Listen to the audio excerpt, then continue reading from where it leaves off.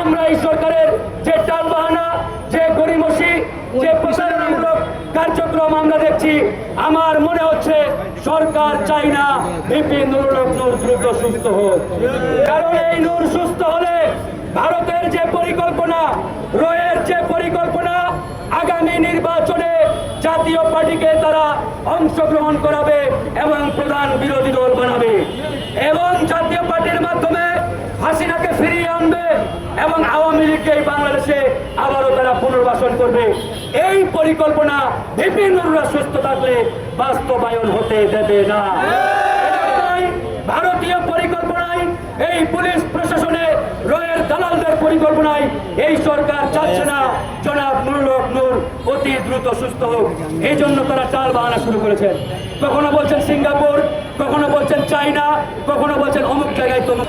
এই সরকারের প্রতারণা যখনই আমাদের সামনে উন্মোচিত হয়েছে, আমরা গতকালকে আনুষ্ঠানিকভাবে সরকারের সেই ঘোষণাকে ঘৃণা ভরে প্রত্যাখ্যান করেছি।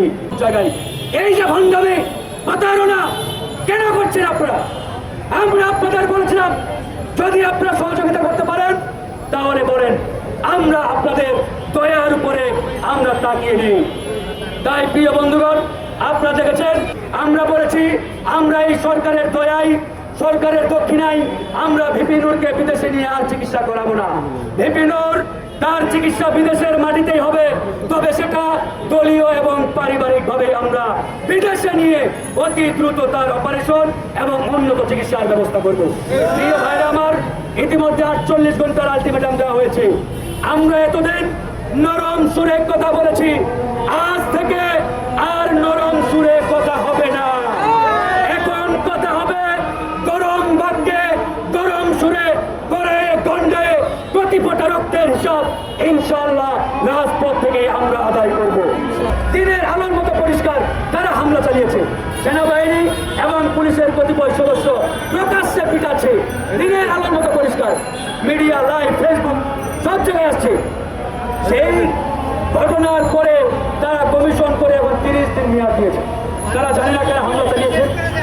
এই ঘটনাগুলোর পরেও আমরা এই সরকারের প্রতি আর বিন্দু পরিমাণ আস্থা রাখতে চাই না, ওকে ছাড় দেবে না। বিএনপি যদি মনে করে আমরা ক্ষমতায় চলে এসেছি, আমরা ভালো আছি, আমাদেরকে এই পুলিশ প্রশাসন প্রোটোকল দেবে, তাহলে বিএনপির প্রতি আহ্বান জানাবো, বিগত 16-17 বছরের ইতিহাসটা একটু চোখ বুলান, একটু চোখ বুলান।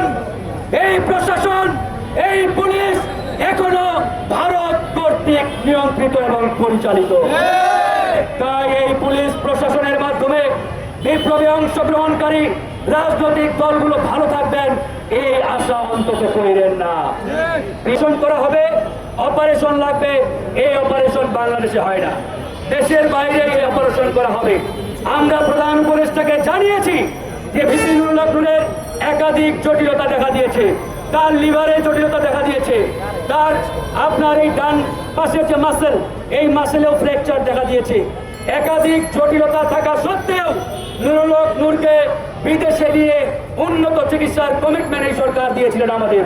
সবাই আপনারা দেখেছেন, ডক্টর মোহাম্মদ ইউনূস ঘোষণা দিয়েছেন অনতি বিলম্বে স্বাস্থ্য মন্ত্রণালয় যাতে তাকে বিদেশে নেয়। কিন্তু আজকে